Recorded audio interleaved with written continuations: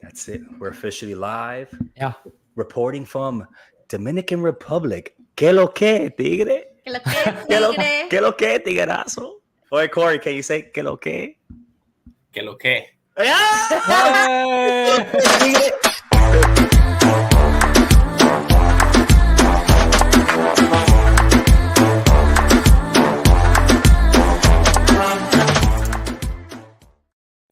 ¿Qué lo que? ¿Qué lo que, party people? Welcome to Croqueta Chat. What is up?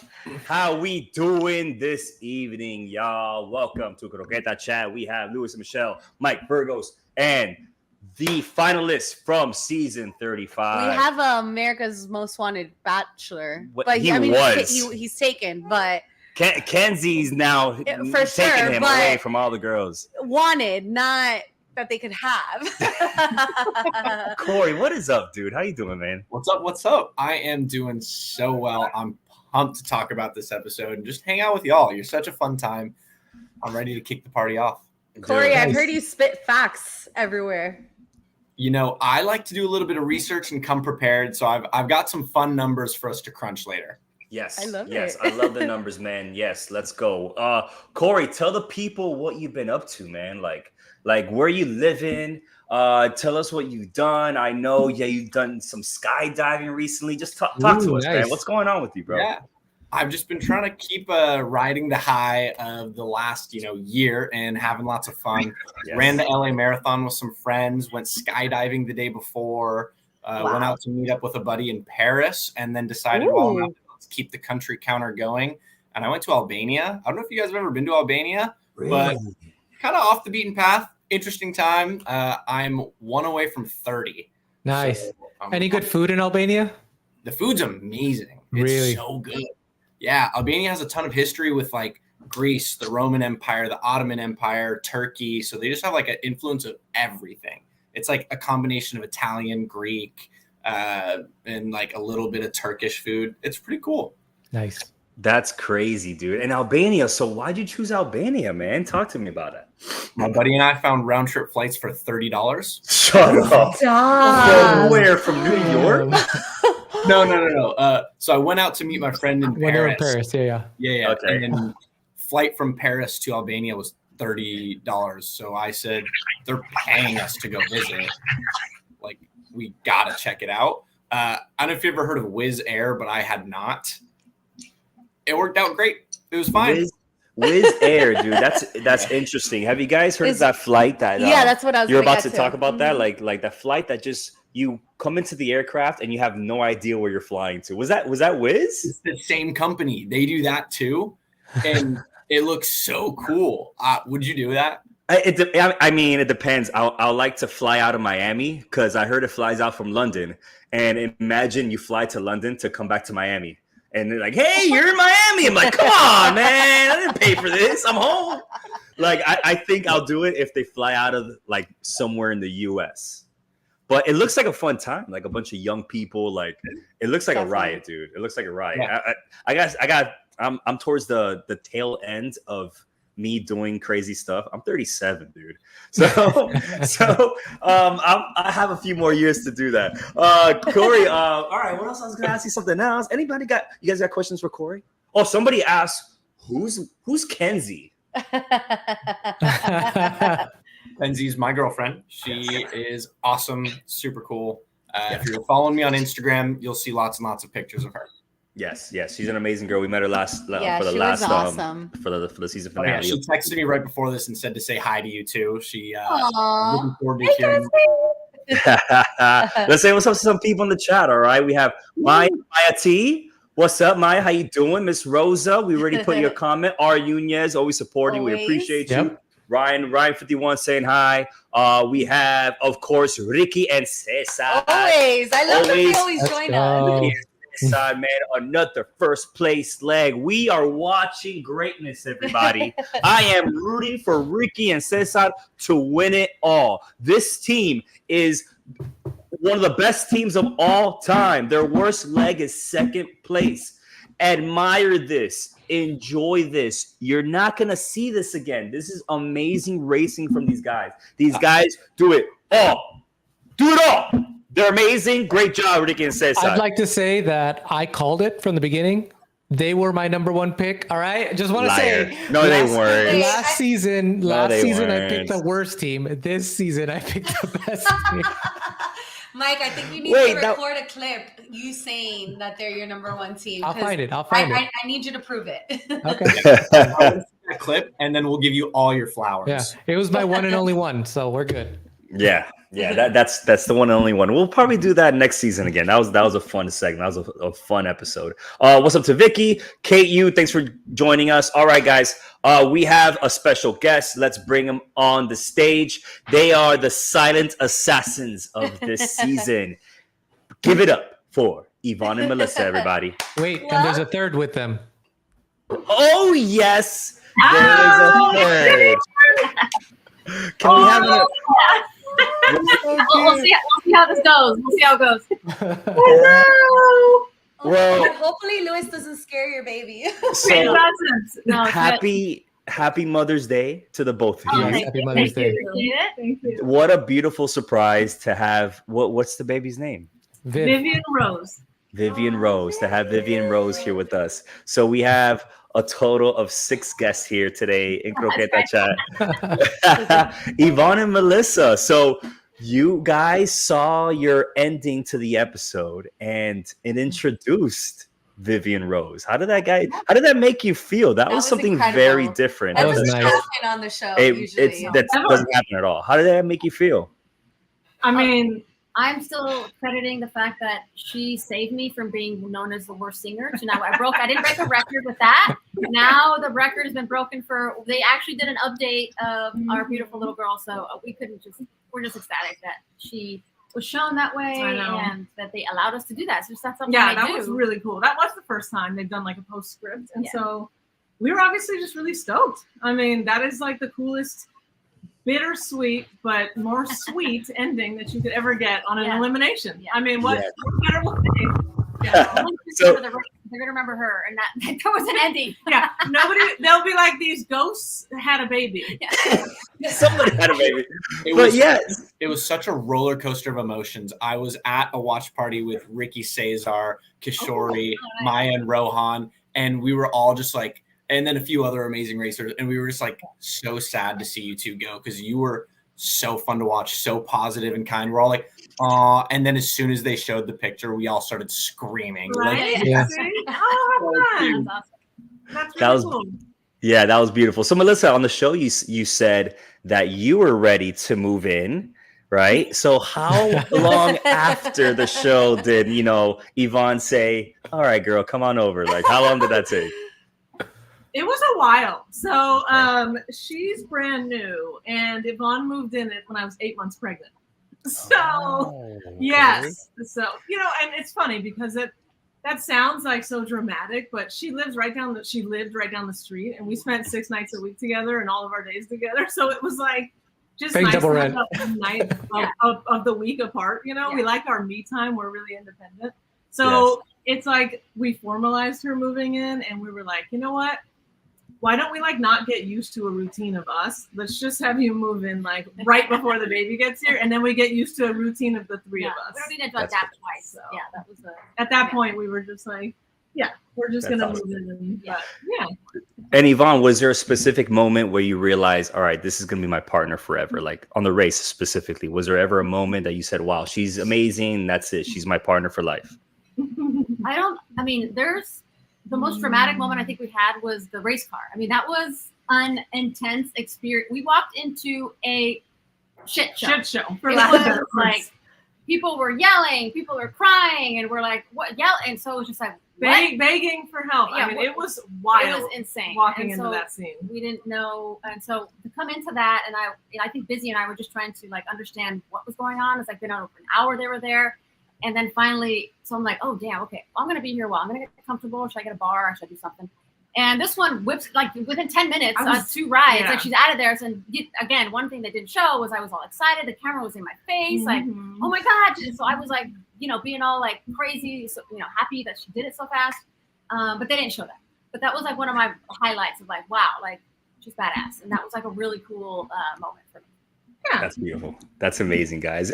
So you guys, we haven't seen a lot about you this season. How do you feel about your edit? I'm a little sad about but that that. last episode was amazing. Yeah, like it we really found out was. so much about how competitive Melissa you are. We learned more about your job, and then we learned about the baby at the end. It was like, where was this edit the whole season?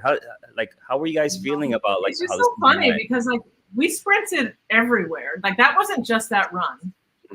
It was a constant, like we didn't care what place we were in. We were sprinting, we were competitive the whole time. And you're right, it kind of showed us, even when they did show us, it kind of showed us kind of like laid back almost. And we were pretty intense the whole time. So that was an interesting part of the edit. And then the whole invisibility factor, it's like, I mean, they could have showed like, I guess, a little bit more of our backstory, but I mean, they didn't show what we feel like, okay, wow, why didn't they show that type of stuff was sort of our more funny moments. Like when I was doing the rock wall, I took like a break for like 5 seconds and Ivon was like, hurry up. And I was like, just give me a second. And then she's like, there's another team coming. And I was like, what? And I freaked out and I ran up. I'm like, where the hell's this other team? And she's like, we were all just laughing at you. Like, you lied to her. That's amazing. Oh, that's great. Wait a She needed a little push. She was taking a break. I was like, okay, I know. I'm like, I'll give you 10 seconds now. Keep going. So it was just funny. Like little things like that. Yeah, we wish they'd shown like more of our like funny moments like that. Instead, they just kind of showed like we do have a very healthy, good, stable relationship. But like that was our whole edit was just like, oh, cool. Okay, then they're at the mat. Oh, then they're done. Like, and honestly, from an editing perspective, like if you're not top 2, bottom 2, exactly. Yeah, always. Always. You guys were consistently in the middle of the pack, and that's how the edit always is, Yeah. But so let's get to know Ivon and Melissa a little better. So I have a few games here for you guys. I have two games. Yeah. That's coming later.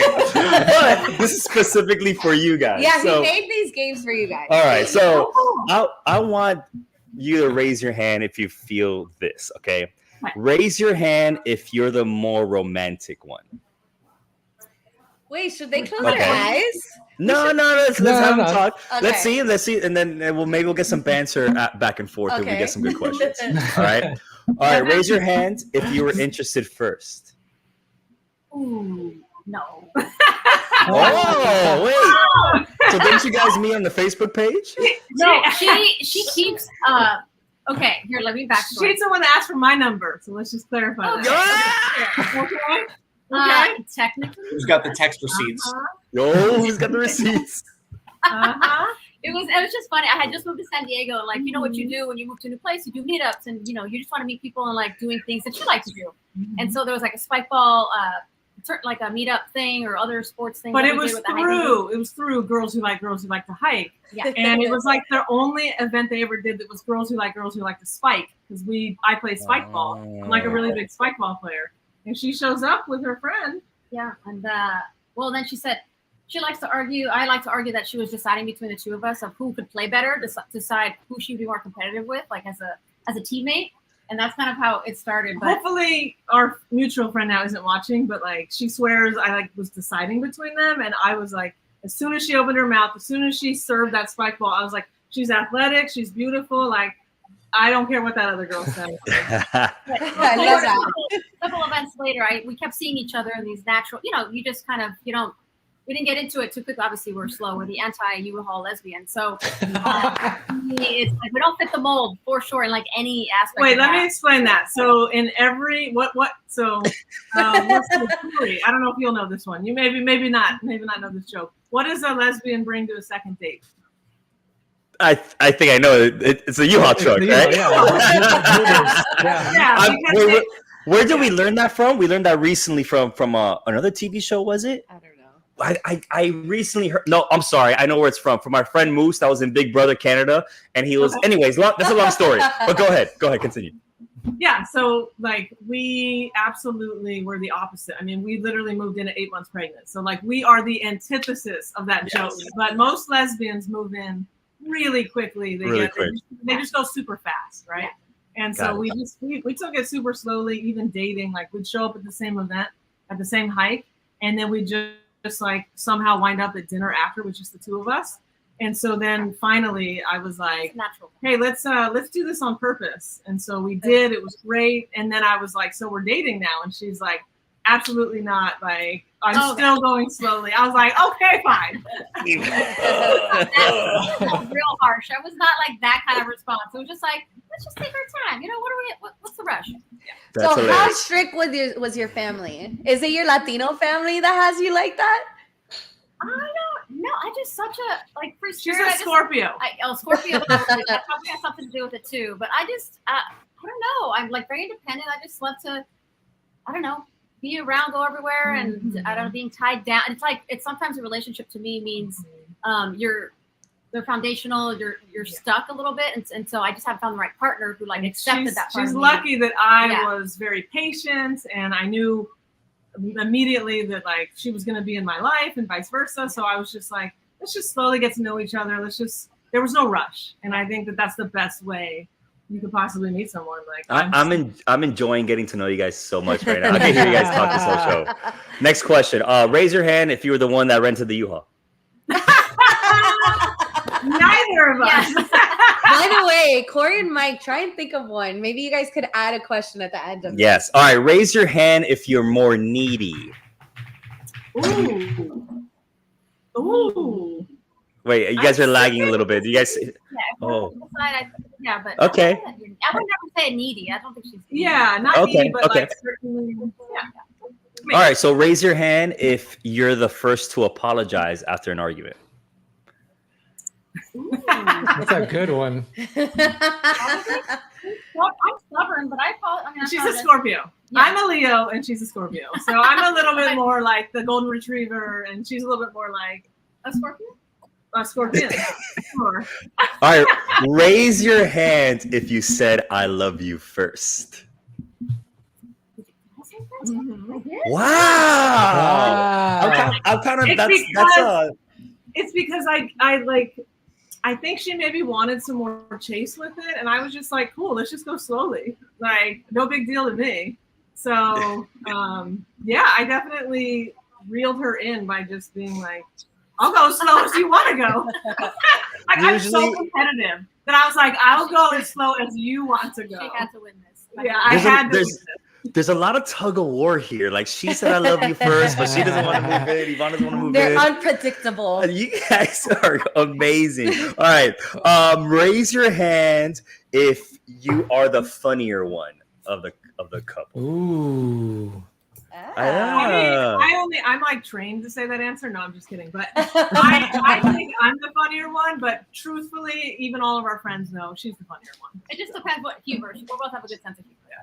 That's great. And raise your hand if you sleep the most. Who sleeps the most? This one. Yeah, the baby. That's great. All right, so I got another game for you guys. Wait, ask them real quick if they have a question. Sorry. Go ahead, guys. I'm sorry. Go ahead. Yeah. Raise your hand, the one who enjoys to cook for the other. Ooh, that's good. Yeah. Nice. I just cooked her a Mother's Day meal last night, but that's like the extent of it. She cooks. Yeah. I love to cook. Yeah. Raise your hand if you're the better gift giver. Ooh, good one. I'd say you. We're both pretty good gift givers too. I have like moments, like really good spurts, but then for the most part, like no, like I kind of botched her like a big birthday. We were in Europe and it was off season. We were in the south of France, and I didn't realize that every restaurant was closed for off season. So it was her 40th birthday, and I was like, sorry, there nowhere's open. You can control that. So but like I should have prepared for that, and so like I would say she's the more thoughtful. Yeah, once I know like a thought, I'm like I write it down and like it's in my bank of like next time I gotta do. Oh, I like that. I like that. Yeah. So I have one more game for you guys. Okay, so this is so good. Michelle loves this idea. Which all right, I'll take it. Mike, can you have some music? Wait, hold on. Is it dancing? No, not yet. We do love the dance. No. Despite what it shows on TV. Okay. Relaxed, casual environment. And an actual like just a not Amazing Race Yeah. environment. We're actually halfway decent. Yeah, I'm sure Corey likes to dance, just not river dance. Maybe. I don't know if this is a good song. Got it. Wait a second. This is a horrible Sorry, song, I Mike. need to add this real quick. That. Raise your hand if you didn't know Melissa was in the Secret Service till the last leg. Which is so funny. Yeah, so they like briefly mentioned it in the second leg. I don't know if you guys remember, but there's a picture of me with like a shotgun in the second leg. Yeah, you're That's right. So Yeah. they kind of went over really quickly, but yeah, federal agent for 12 years, and it was Very cool. awesome. It was really Mike, you gotta give me better music, bro. Please. Ah, sorry, this music sucks. Just give me the wheel of rockets or something, dude. Just play. There he goes.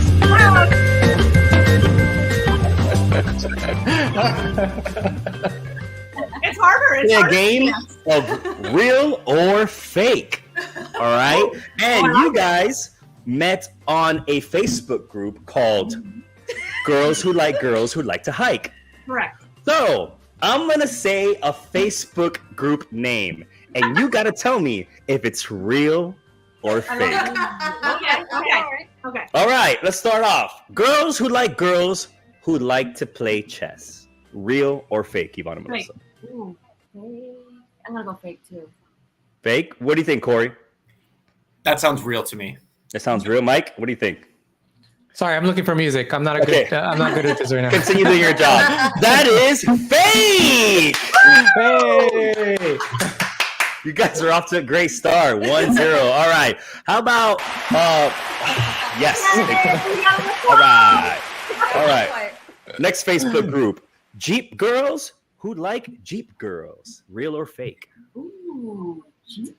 It's funny because we've been in. Maybe if you had Subaru girls, I'd be like. Yeah, if it's Subaru girls, maybe. But no, we've been in the lesbian community for so long, and I feel like for me, I'd never heard of a girls who like.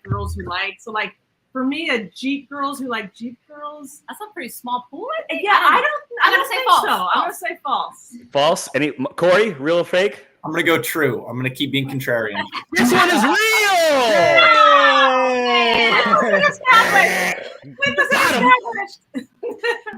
Next one.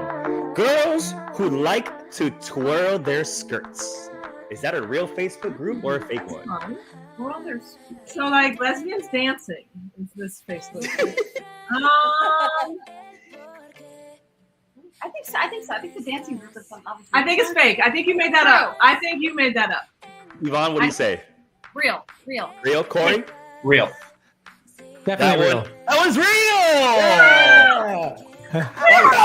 Where were all these? All right. No, I don't worry about that anymore. Where was it? How about this one? Girls who'd like to get drunk and like peeing outside. Real or fake? That sounds like college. I went to UC Santa Barbara and we had a lot of fun there. We had a group about that. Yes. I think true. okay, if it is, it has like 10 members, but I'll go with true. True, Corey? I'm gonna go false. False? That one's real! How many members are in that one? Like four. All right, next one. Girls who like sitting down all day watching TV. Oh, that's gotta be true. That's gotta be true. I think that's gotta be true. I'm gonna go real. Yeah, if you added like and sit with their cats, I'd be like definitely. But the way that's worded, I'm gonna go false. False. Yvonne thinks real. Corey thinks real. That was false. I made that one up. All right, one more. Girls who like girls who don't wear underwear. Ooh, that's a good one. I gotta go with true. I just want that to be true. Yeah, that should. I just want that to be true. True, Corey. I'm gonna go False? fake. Okay. That was real! And that concludes the segment of Real or Fake. Oh my gosh, that's the best segment ever. Good job, guys. That was a good one. I like it. All right, guys. That's not We asked the hard-hitting questions here in Croqueta Chat. That's what's up. That's how we Super hard do, to do. baby. Funny. All right. So Ivon and Melissa, they know about this next segment. I know Corey knows about it. So let's get into it. To this segment called The Wheel of Robin.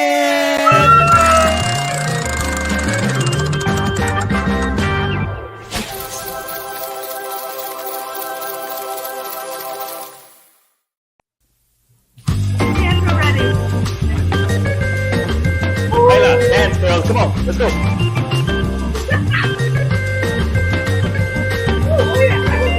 Careful with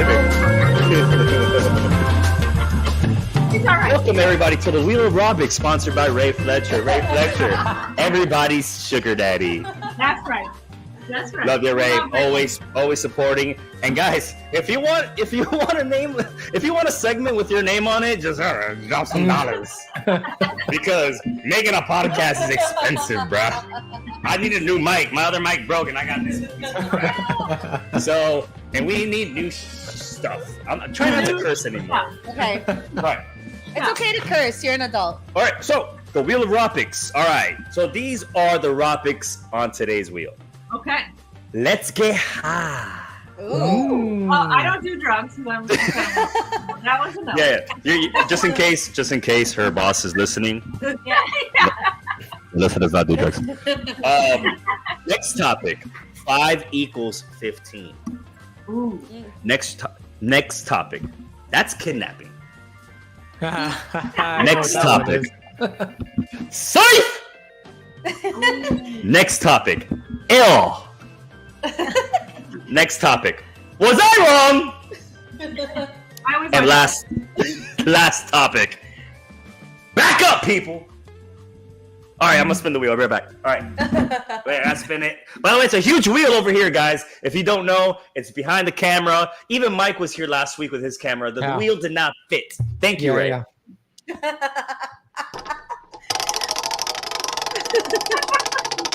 I'm dying that we can just hear the wheel go. All right, and it landed on Because it's real. 5 equals 15. reading. 5 equals 15. Oh, 5 seconds equals 15 minutes. What am I talking about? I'm talking about the race of Juan and Shane and Rod and Leticia to the final pit stop. Now, this was the story that I heard for Juan and Shane. And Juan and Shane on the mat were livid. They were not happy. So it turns out that Juan and Shane were ahead of Rod and Leticia running to the mat. And it turns out that Juan and Shane had stopped to get directions one more time. And then Rod and Leticia heard the directions or saw where they were pointing. So Rod and Leticia ran off. Juan and Shane had to stay for the waiver. And when they got to the mat, they were seconds behind. But now 5 equals 15. Those 5 seconds that cost them now equals 15 minutes because now they're leaving in the second group next episode. Yes, that's right. That's How do we right. feel about that, everybody? Corey, how would you feel? Do you think that was a good move by Rod and Leticia? Or, hey, Juan and Shane, like that was messed up by them. Do you agree with Juan and Shane? What do you feel? I think everyone's right. Like Rod and Leticia, like you have to make that move. You overhear directions. You play like you didn't hear it, so you don't get stopped and then have to sign off these waivers. You pretend like you knew where you were going, because that 15 minutes is make or break. That 15 minutes, 2 episodes gets Danny and Angie a first place win. You know, like that 15 minutes can be, or like that. You know, that can be everything. That 5 seconds. Also, Juan and Shane. If I'm Juan and Shane, I'm mad. Like that happened a few times during our race, and we would get stopped because they're like, "No, we know you overheard those directions. Like, we're gonna make you wait for the waiver." Like that happens. Ooh. Yeah. Michelle? But, I mean, if they go to the same person, you don't have to get the waiver, do you? No, they overheard or they saw them pointing to the where the pit stop was, where the mat was, and they ran, and Juan and Shane had to wait. But if they also go to that same person right after, no, they don't have to get a waiver. They didn't right? exactly. They overheard it. They were watching them point or whatever. I don't know. They I mean, changed I think. the rules. Oh, Yeah, they they did. changed the rules on that. Yeah, so I've heard that from quite a few people that even I think Anna Lee was saying it on another recap that that even they thought her camera crew thought she heard somebody else's, and they made her stop and get a waiver. So I guess that will change. Even if that person already signed the waiver, huh? Yeah. Like he has to sign it all over again. But it has to be faster because sometimes some people do read the waiver. And I just want to choke that person, even though they helped me out. But I guess the second time it has to be. I would read the waiver. You asshole. You're such a nerd. We're like focused on so we didn't actually look if that's what made it longer and shorter every time. You're right. Sometimes it was long and sometimes it was short to wait for the waiver. Yeah. And that's because I guess some people were reading it. Some people weren't. They had been racing together in the same group a couple times. So that's not the first time Rallies have done something like that in terms of gotten somewhere first, even though they're working together, or got directions, or what was that? That was in Argentina. It was in Argentina. They took off, knowing that maybe didn't get their own direction, or followed or whatever. So it's not a surprise to me that happened. I think Juan and Shane had to be more strategic in how and when they asked for directions, especially racing to the pit stop. They have to understand, and it wasn't hard to get there from the Barbie-looking hallway, whatever street that was, right? So it was pretty much towards the water, make a left. It's an auditorium. It's a stadium, kind of stadium seating, and they have to do better on minimizing their stops on the way to, especially to a pit stop. That was huge. Okay, well, here's my thing with Juan and Shane, because we watched their recap, right? This is a good thing about us going close, away from the episode, because we start to see people's recaps and we hear different podcasts. Yeah. So they were actually fighting with each other of who had the heavier bag, but not because it was why'd you have a heavy bag? We should have had a lighter one. They were it was an honor. Hey, I'm carrying more. I'm suffering more. So I'm stronger because I've done the whole race with a stronger bag. I mean, it's their attitude. Like Juan a few episodes ago, who's the best tennis player here? What are you doing, bro? You don't ask that. Yeah, it's the way they are. It's so funny. But that last moment, I think it was Shane that told Juan, come on, let's gas it up. We could beat them in this second. But their bags are huge. They weigh 35 to 40 pounds. Way too heavy. Oh, and I think crazy. And I think ours was 35 to 40 pounds. No, 30 pounds. With the both of us. 25 pounds, less than that probably as the race went on. We threw away a bunch of stuff. Oh, yeah. We threw away half of our bags. Corey, what were you going to say? I had a couple things I was going to say. One was being that I've got 2 pro tips to future Amazing Racers. One, you do not need giant backpacks. You do not need 40 pounds of things. You're going to throw half of it away anyway. Second, everyone asks the instructor who's the best instructor. If you want guaranteed TV, pull a Juan and Shane and say who's the best. That was the craziest thing of all time. Who's going to hook me? That's what I want right now. All right. So we have the baby crying, so they muted us. It's okay. It's okay. Whenever you guys are ready to come back, it's the baby's world, not ours. Corey, I know you got your wheel too, right? It's behind the computer there. And he took all day setting it up. He was I know he was exhausted. He set it up right in time. It came in the box this big, and it's huge. All right, so Corey, go ahead and spin the wheel, please. Yeah. Wait, let me tell you. Wait, the topics. Wait, let me just confirm because the topics, change. I want to make sure you got the right topics in your box. Okay, so this topic, one of them. Okay, yeah, it's just double sided, just like the task. I see what you did there. Yeah. All right, so the remaining topics. Let's get high. Next topic. That's a kidnapping. Next topic. Safe. Ew. Was I wrong? Back up, people. All right, go ahead and spin the wheel, Corey.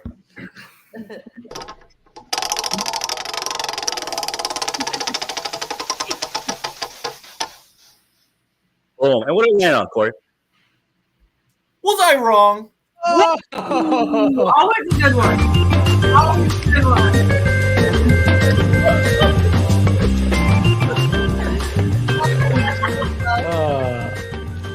This is my favorite one out of all of them. It's the only one I repeat all the time. Clip all of these together, and I'm gonna send it to Ron. No, you won't. I don't want to die when I see it. All right. Was I wrong? Rod struggled playing baseball, bro. What was that, dude? I thought for sure he played basketball instead of baseball. And that was his other sport in college because he was grabbing cocoa seeds like if nothing, bro. Coming down with the rebound, boxing people out, elbow pop. But he was struggling.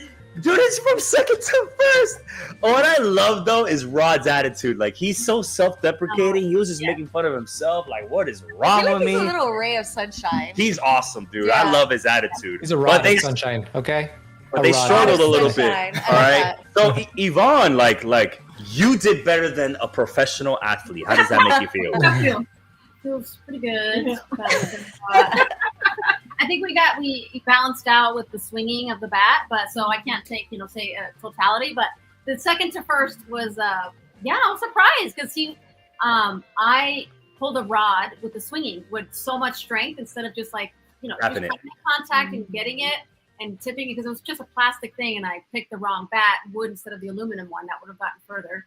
But yeah, he just threw it so hard to first base that he didn't know his own strength. Yeah, I think that's what that was. Yeah. That was epic. That was really funny. But so how many swings did it take you, Ivon? I don't know. Because it took Rod 14, I think it was. I think it was around there, but yeah. Because I counted my little half swings too. Because Ivon, just lie. 9, it was 10. Less than Rod. Okay, sure. It was less than Rod. Less than Rod. There we go. So, okay, let me try and defend Rod here.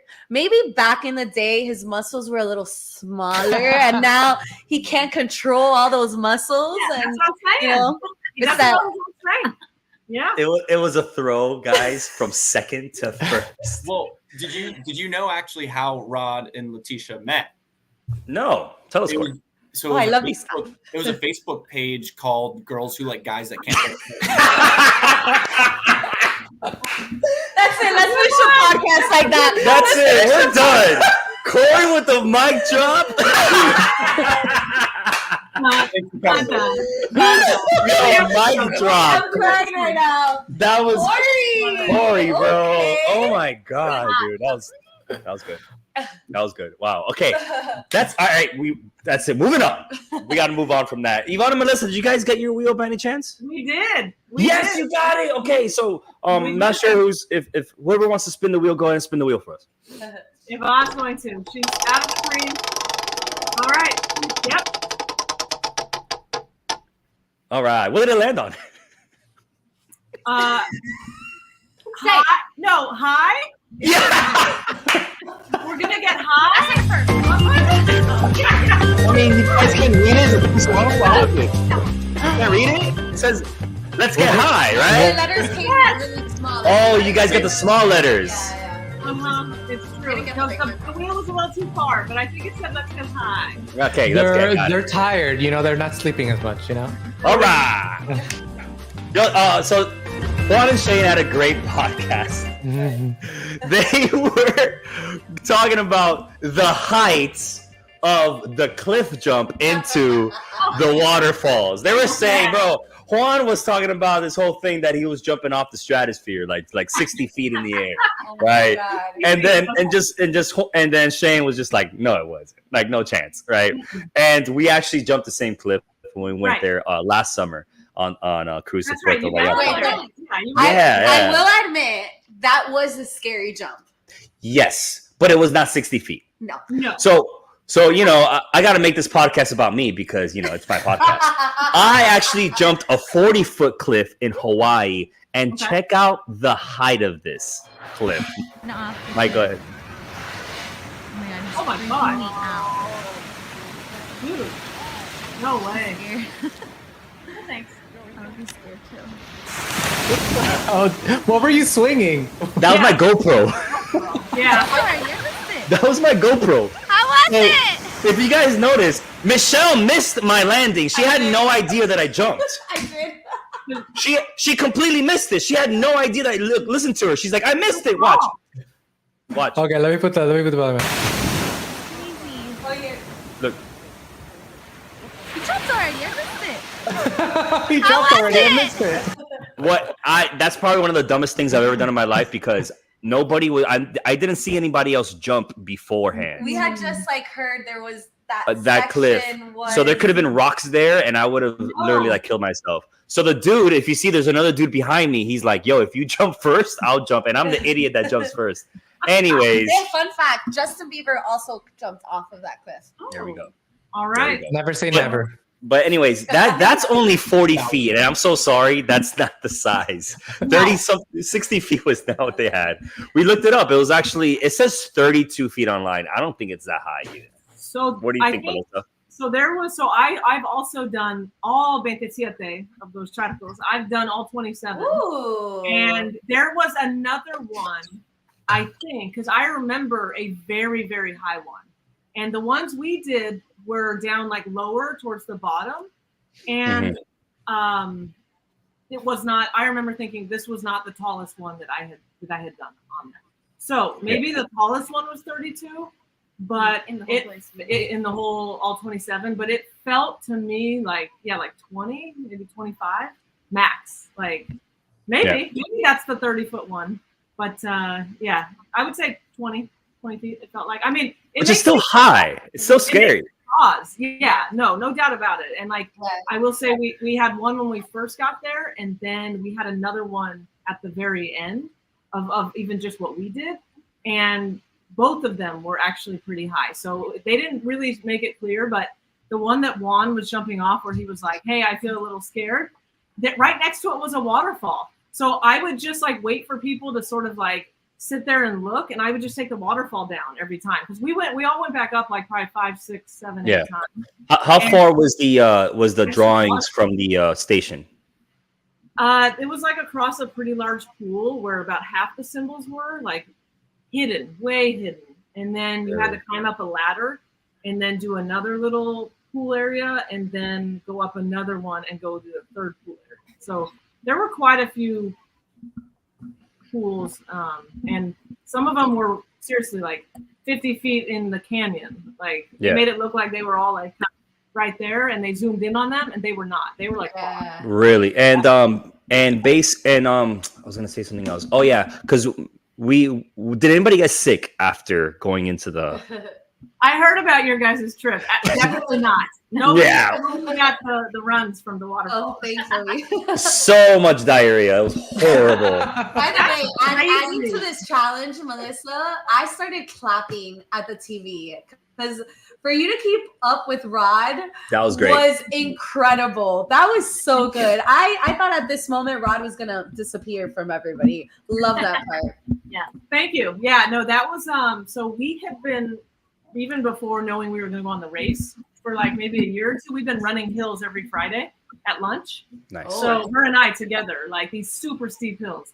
And so she pushed me to run those hills really well. So I was like, okay, I've been here. I know it's a long run, and we've been running hills every day for 2 years. So I was ready. And I think Rod thought like, okay, I'll just sprint out and then we'll get there. And so I was like, oh no, we're in this for the long haul.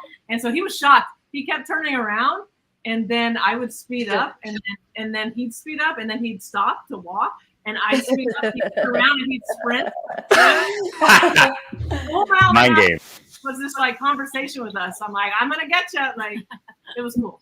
So let's stick to this roadblock right now. All right. So obviously, one of the things that people were talking about was how you and Cesar were teaming up, right? And he figured it out.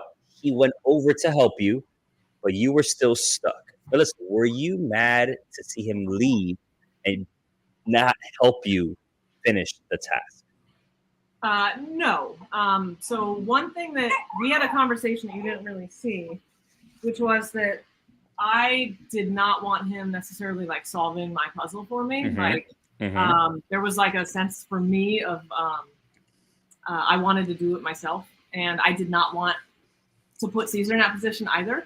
So we had a conversation where all three of the other teams were standing there listening. So if you notice, he's whispering those things to me, because he was just like, hey, it's in the details, this, that, and the other. And I was like, I got it, Cesar.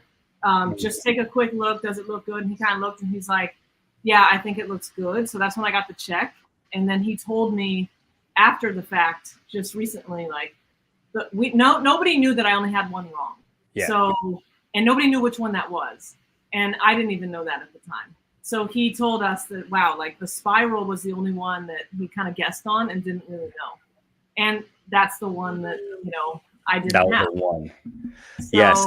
And we were on Bryce's podcast, Purple Pants, him and Brooke. Shout out to them. Had a great time on their podcast. And this was a clip, Mike, if you want to go ahead and play it, of their opinions on what happened here.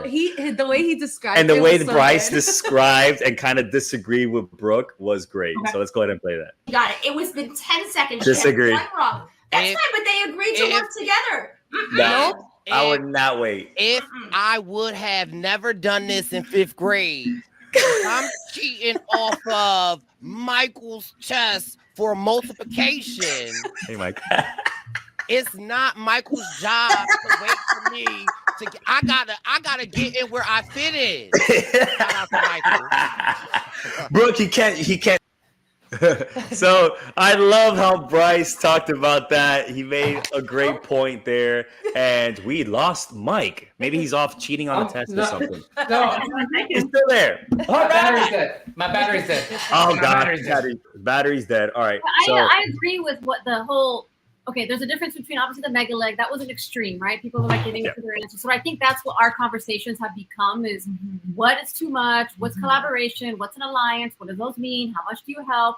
And I think for us in this case, this was Caesar came up to her to collaborate, and I think they shared information. So I think it is not too much help to look at someone's board, and be like, hey, this one, double check this one or that one, and that's not like too much help, but that's what I would expect from someone if we were collaborating on something. Yeah, you got to draw the line somewhere, exactly. I think, because then it's just sort of disrespectful to the spirit of the race, Yeah. I want to ask a follow-up question, and honestly, I pose this to everyone here. Let's say all three of us get called back for an all-star season. Would you go into it going, you know what? I am having an alliance, and we're going to work together on challenges, or do you go, screw everyone, we're running our own race? I'll do it. It depends on a task for us. Like it always depends on the task. 100% one or the other. I'll run my own race. I'm really confident in our abilities in navigation and doing tasks. That if it's one or the other, I'll run my own race. How about you guys? I think it also depends on like what place you're in, because there was times where one or the other, Michelle. This is Corey's segment. One or the other. We run our own race. We're gonna have graphics for you next week, Corey. One or the other. 100% one way, 100% the other way. Yeah. There's a lot of gray area there, right? Because it's situational. Like we didn't have any formal alliances, but the reason Cesar came up to me and not Rod is because we had a relationship with Cesar. Or Juan or Amber or anybody else. We absolutely did then. We still do now. But we also knew and had, we knew that we would never stop our races for each other. Yeah. That was an understanding. Yeah. We also had that same exact understanding with the firefighters, where it's not an alliance, but if we find ourselves in a situation, maybe we'll figure it out. But that's the mega leg was an exception. Like we got that situation. We made sure that they got out. We made sure that they got got it right. But it's situational for us. But definitely when run your own race. Yeah, that's how Cesar and Ricky were too. So we were on the same page with that. It's like that middle point where you're like you don't want to get to the back, so you kind of help each other to stay in that middle point. And then whenever you finish, let's say a task or something, you're out. Like don't stay and help because it might ruin your race. Corey, what's your answer of your segment? One or the other. That Melissa and Ivon, I think you two nailed it. I would agree with that. Where it is, if it's one or the other, you run your own darn race. You got where you got. You're clearly good at it. There are moments where it helps to make an exception, and it's mutually beneficial. And you know that investing in that relationship will pay itself back. So there are moments where it's like, you know what? Let me take a beat, help them because I know that they're good and they could help me if I get stuck. Yeah. Exactly. And we knew there were no U-turns, so there was none of that social layer that we were trying to finesse. Same with us, So that was nice, but everyone helped each other with the little things. Hey, clue box is that way or this way. Those little things. I think all teams are kind of friendly in that way. But for us, it was we're here to compete. The competitive spirit of the race, that's what it's all about. And doing it to an extreme was just not. And I think our season set up with the bunched groups, when you have everybody closer, it's more likely to happen. I think on like a traditional race, if you're not really there at the same time as a lot of other teams, then it's not going to present itself as much. In our season, they made it competitive like that on purpose. They didn't want fast forwards. They didn't want these things. They wanted us in the same spot so that we could all be as competitive as possible. But they also didn't want alliances. But so it was like weird. Yeah. So then afterwards, they hadn't figured out what that balance was. Exactly. They didn't have good rules. Like even the butcher, like if someone has the clue, escort them out. Why did we have to wait outside? If people were inside had their clue, able to help. Why weren't we allowed to go in? They didn't show that, but she was saying that. Like, wait a minute. Like they have their clue. She was saying this to the producers. Why do they get to stay in here? But when we were outside waiting, we weren't allowed in. Like if there's 3 stations, you get your clue, you have to leave. Like, why were they allowed to stay? Production didn't have like that set. They weren't expecting more than the 3, I guess. And so anyway, who knows? Little production things like this were, caught that in this race they hadn't experienced before. Yeah, even Danny told us after that was clearly a challenge flaw, and he exploited it. Yeah.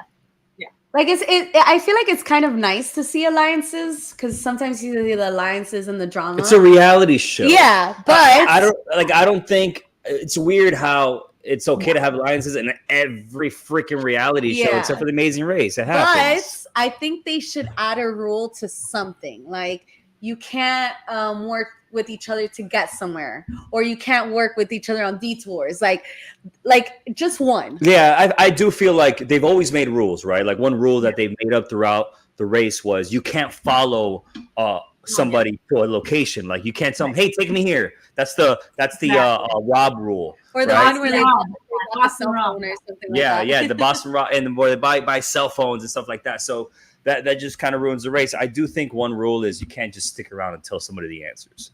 Like there has to be maybe more creativity if a team wants to help out. A team like, oh man, this piece of meat really looks like churrasco. I think it's this one. But once you're done, you cannot. Like once you get your clue, you can't talk to anybody else. You gotta go. You gotta go. A penalty. I agree. And then so many things to talk about. You want to spin the wheel, babe? Sure. Spin the wheel. All right, let's do it.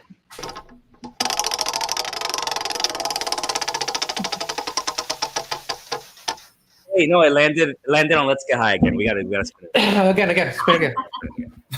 It happens, guys. It's a real wheel. I mean, it's true. Like it happens. Like it spins and lands on the same one.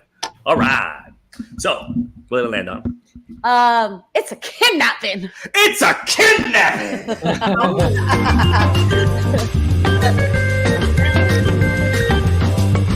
You got kidnapped. Maybe not. So, all right, we have a lot of similar experiences from the teams in this leg. Right after the baseball task, the taxi drivers did not want to tell them anything, which has to be an amazing race first. I thought that they were just, the taxi drivers just didn't know, and they had to give them the directions, and they had to stop for directions. But it turns out that, according to Amber and Vinny's podcast, according to Ricky and Cesar, and according to Juan and Shane, these taxi drivers were not telling them anything. Not budging. Right. So, and I heard from Ricky and Cesar, which is another reason why they're doing so good. They're just killing it. We're watching greatness. They went to 4 or 5 different taxi drivers. We did too. Yeah, same thing. We did too. Oh, wait, how many? Well, you guys were the last ones to leave. How many taxi drivers were 3 taxis left. Oh. Okay, so you guys asked each taxi driver, do you know this location? What did they say? The first 2 said no. And the last one said?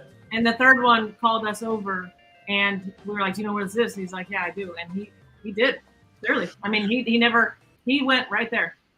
So it looks like, I guess production told him, hey, don't let them use your phones. Don't let them know that you know where this is at. Is that what you guys feel? I think maybe production, just because all the taxi drivers actually went the right direction. Right. Yeah. So my understanding from even like Corey's season, right, is that like those tuk-tuk drivers in India, might have come from a different region and maybe they didn't actually know where they were going. Is that possible that they pulled these people on purpose to be like, they have an idea of where they're going, but maybe they don't know exactly? That's kind of what my thought was on it. Like, that guy just knew where it was. Honestly, is it possible that they were all told that? Maybe.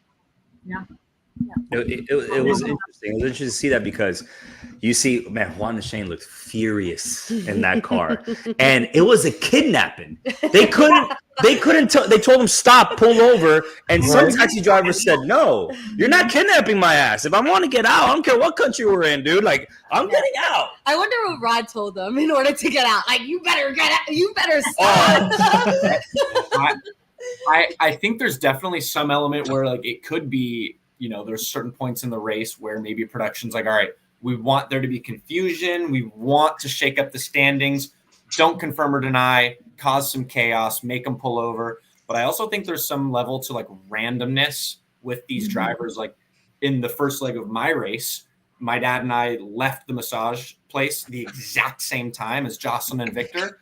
And we immediately got into a taxi. They couldn't find one for a little while, but our taxi driver, I told him like the temple we needed to go to. And he's like, okay, we start driving. And I go, do you know this? And he goes, no, which one? And gives me a menu of like just the city of Bangkok. And I was like, are you from here? And he's like, I just moved here. I'm brand new. And I was like, give me your phone. He goes, I don't have a phone. And I was like, what did you do?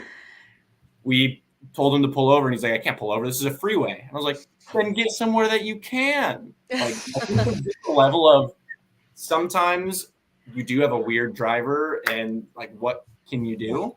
Right. And then I think there's a level of expertise with dealing with that and learning how to navigate. All right, I've gotten myself into a precarious scenario. How do I get out of it? Yeah, I feel like on the race, there's a certain percentage of luck, you know, in any way. Yeah, in any right? game. There was a moment we were in Petra and Jordan. We just had to get into the cars and go. This was like the only self-driving that we didn't have to drive. Yeah. And we ended up catching up to two teams who left in the first group, and we weren't even close to them. So that's like a good, 15 minutes that we caught up to them just because we got a fast driver.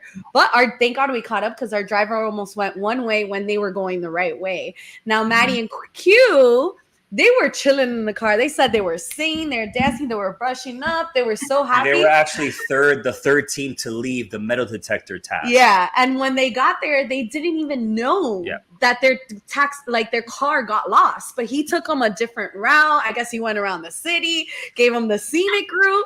And as they're running, they noticed that the last team is right behind them. That's when they noticed that they had a bad car. Yeah. Like, imagine that. So I just feel like, I know that like there's so much producers can do to make it completely fair, because sometimes you get like what Corey said, you get like a random driver who just got here. Yes. So yeah, Arnold brought up a point. I suspect the producers gave those taxi drivers instructions on what they cannot do or say.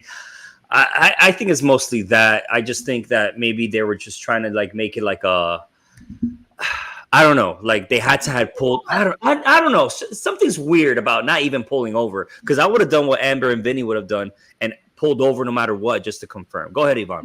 Well, I'll also add real quick on that. The reason, which is ironic that everybody was kidnapped, the reason they had us driving, not self-driving, is because it was a little bit more dangerous. Really? And so the threat level, because we also didn't drive in Colombia. Those were the only two legs, and that was on purpose because of the environment. Mm-hmm. So it's quite possible, you know, I don't know. And that's part of it. And also in Barbados, you know, they always want to give you the element of choice. And so if something does happen, so for example, in Barbados, we picked our own Jeep because they wanted you to have that choice. I don't know if the choice for the taxis was one of these 5 actually knows where they're going and can do whatever. And the other 4 don't know. You know, I'm just saying, like, if there's any element of let's just shake things up. Yeah, and they didn't want you necessarily, it was depending on the area. So in Colombia, they wouldn't let you go and ask for directions right near the detours, or the roadblock, because there was like prostitutes and drug dealers like right there. And so Caesar and Ricky actually tried to go down the street with that going on, and production stopped them and told them they can't go that way. So is there this idea that maybe in the Dominican Republic there was like, hey, don't be getting out You'll be getting out a lot of your car. That's possible. That makes sense. I think it's also, we do have to consider, knowing Juan and Shane's history, maybe they were like, who's the worst driver here? You. Who's gonna get us lost so we can run more? You. Well, props to you guys for asking each driver if they know where they're going. You got the last one, and your guy was hauling ass. You guys, dude, like, thank God we're still alive, because he was downright reckless. So yeah, I'm sure you guys are probably like, just keep going, like freaking out, but go. Don't it's so funny. Yeah, you can kind of tell because our camera is like really like shaking, like really badly. Yeah. And he stopped filming. And he at one point told us, like, Melissa, tell him to slow down. I guess because the camera guy didn't speak Spanish. Yeah. And I was like, slow down, but still go fast in Spanish. And the camera guy's like, Melissa, I know what rapido means. Like, and I'm like, and so she was like, don't go slow. What'd you say? Don't go slow. Don't go slow. He was such a cool guy. He was talking to us the whole time, and he was like he was just like into it. Like, he was just super enthused, but you know how you get fun taxi drivers, you know, and he was just like, let's get you there, you know. He was team Bobo. He was team Ivon and Melissa. Yeah, he was like, I'm gonna get you there, and you just, again, that's luck of the draw. He was a cool guy. That's luck of the draw. Why Bobo? That's a good question. Yeah, no, but they never showed why we were calling each other that. So I tried to write her a message in my car, and so I was like, Siri. And then I said, hey, bonita is what I was saying. And for whatever reason, she understood it to say Bobo. So she literally said to her, hi, Bobo, in her car. And it was like, I was like, that is not at all what I said, but it stuck. We just started calling each other Bobo. Yeah. All right, we froze. Our screen is frozen. Do you guys still hear us and see us? Yes, we can hear you, Lewis. Before we continue, though, we might have another sponsor of the show. Dude, I just saw that, bro. I think Arnold wants a segment. We're gonna give him a sponsorship. We're gonna give him a whole segment, y'all. Thank you, Arnold. Oh, that's coming. So we don't see you guys. Our screen is frozen right now. Mike, go ahead and go to your segment, okay? All right, here we go. We might leave. That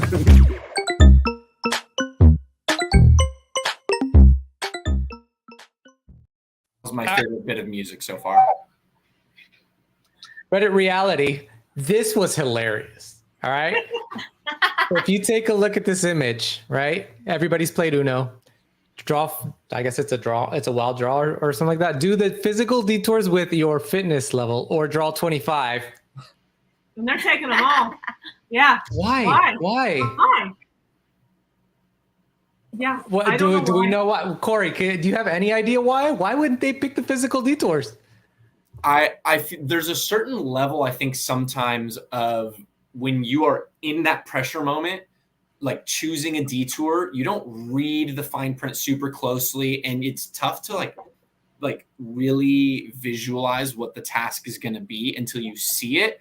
And so sometimes once you've committed to the idea of a task, you're like, oh, okay, well, we're already halfway done with the ideation phase. Let's just get it over with. Or if you see the task is right here, but you have to go somewhere else for the other one, you're like, screw it. This one's right here. I can do it. It's easy. I mean, do you agree with that, Melissa and Ivon? Absolutely. Yeah. You're right about that fine print. But I think if they must have had a conversation, because Rod, if he had a choice, he would have done every physical challenge possible. So I think there was also an imbalance of their, if they had to make that choice, I think that they didn't exert their energy, just like going up in Colombia, and they're like, let's not exert more physical. Like Leticia was like, okay, that was enough.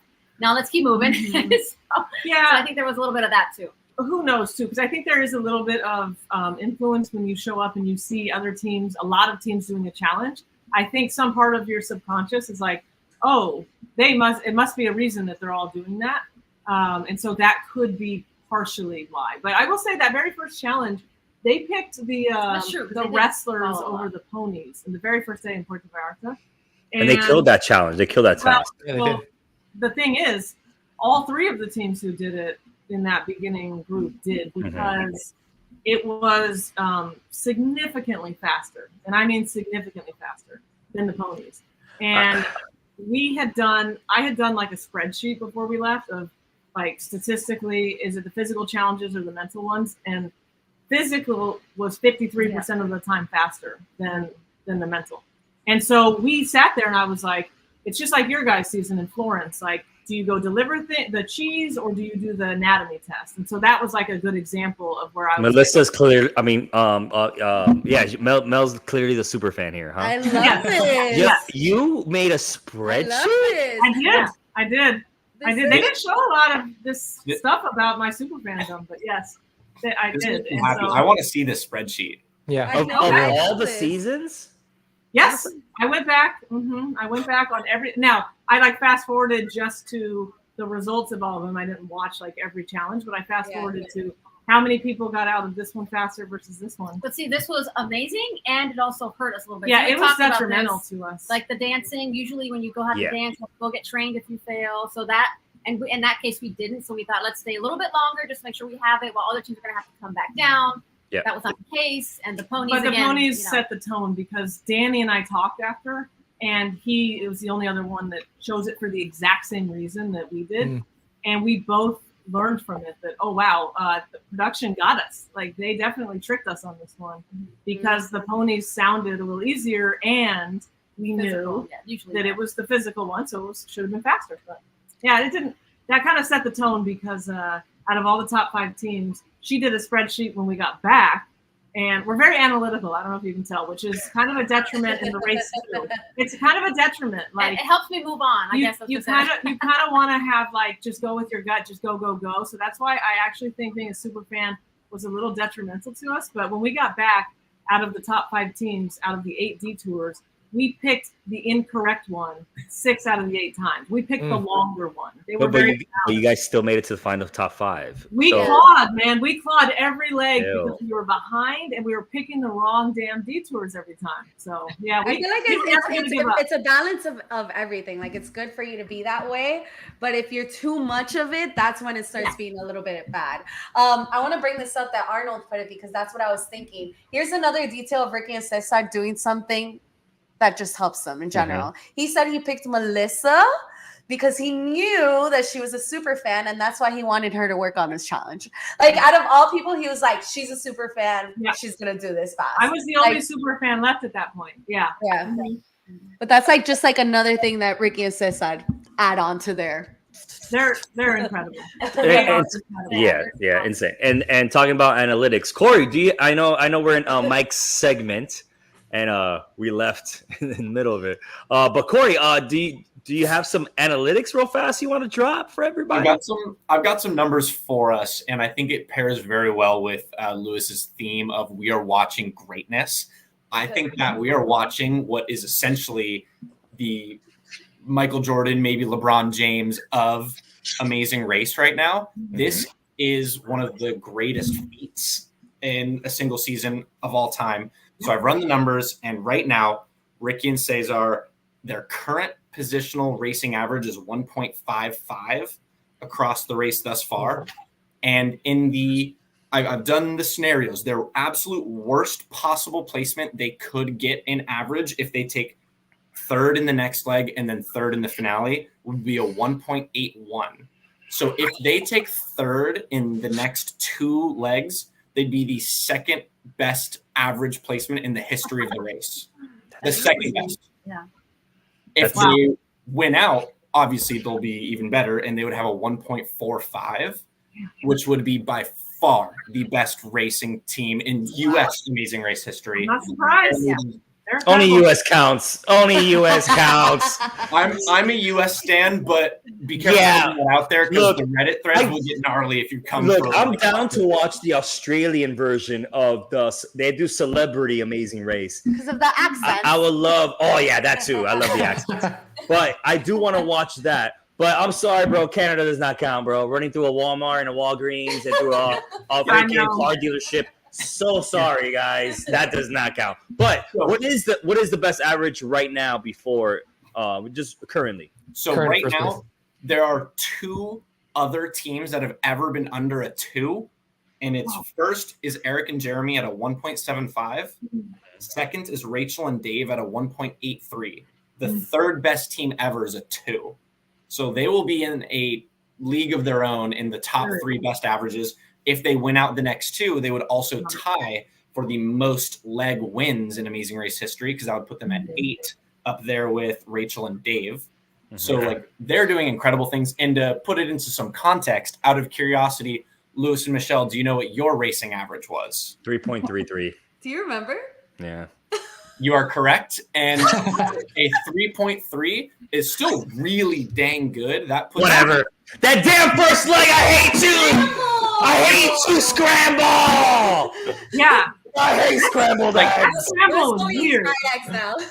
You have, and that's what's crazy is you can have one bad leg and that ruins up your whole average. averages, but you're still in the top 80 ever teams to have run the race. And it's interesting to like see these numbers, but we're watching greatness. They're unbelievable. Their worst placement is second, and for most other teams, that's like a heck of a day, and they just haven't had a bad one. And I think another thing that we're taking for granted is, like you said, they did so much work and were so well prepared.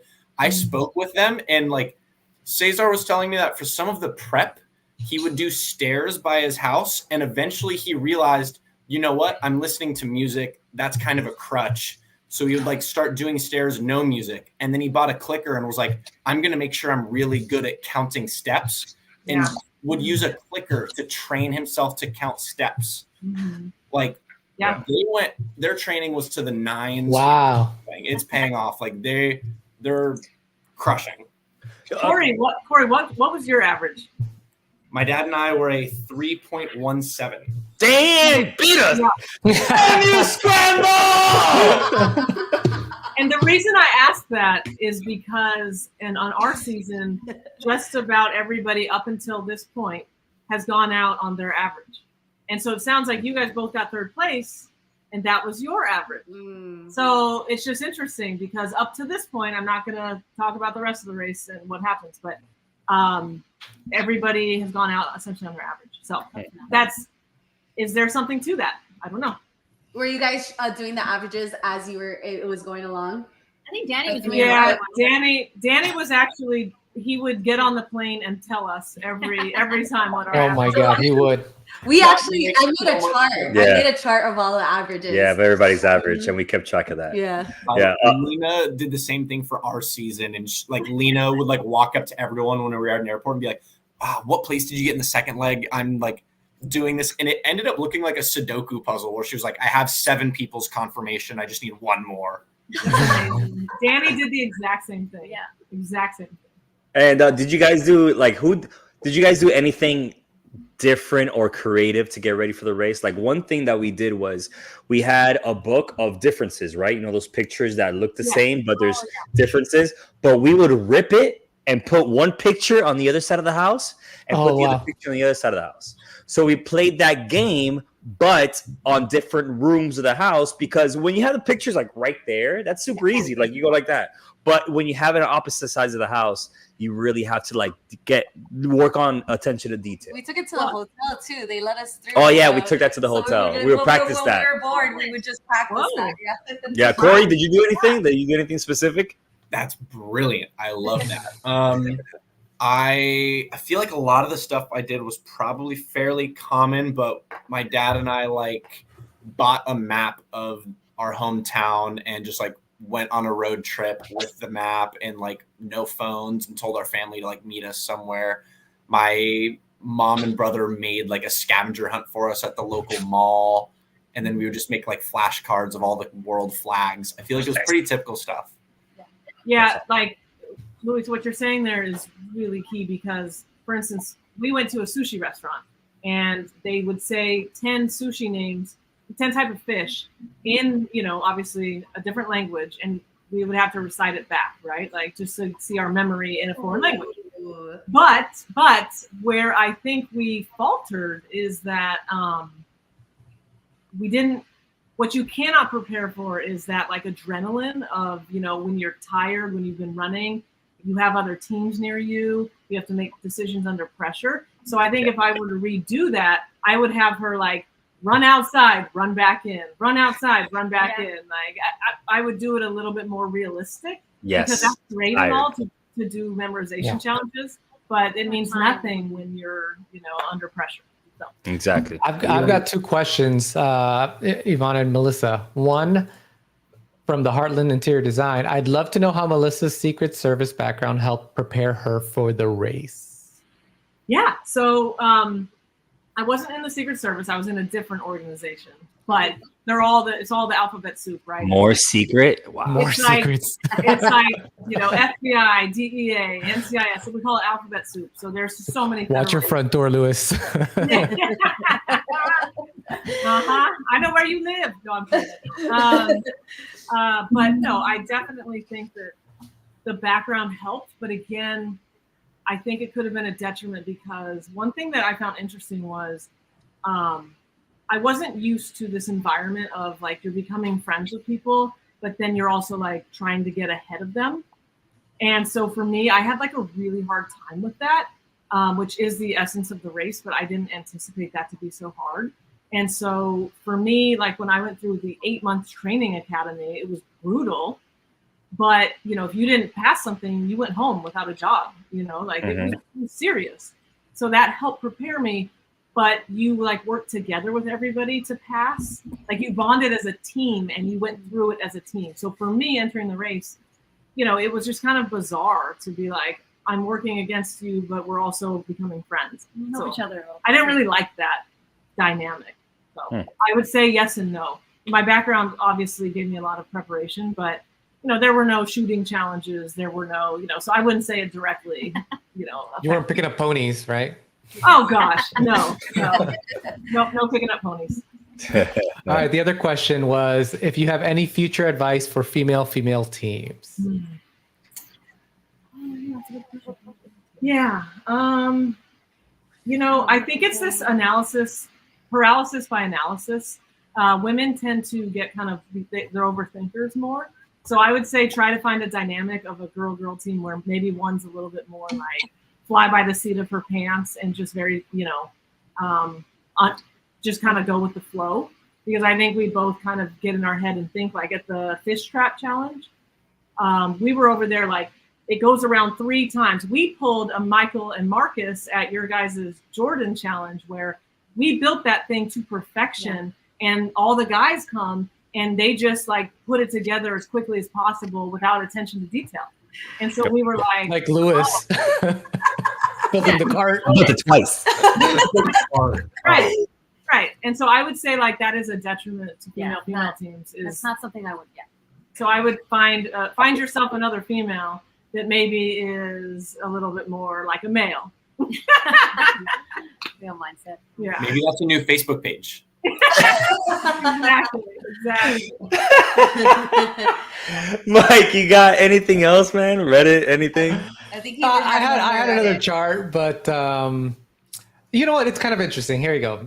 So out of all the racers, we only have the first 6 positions here, but check out where everyone places in what state they came from.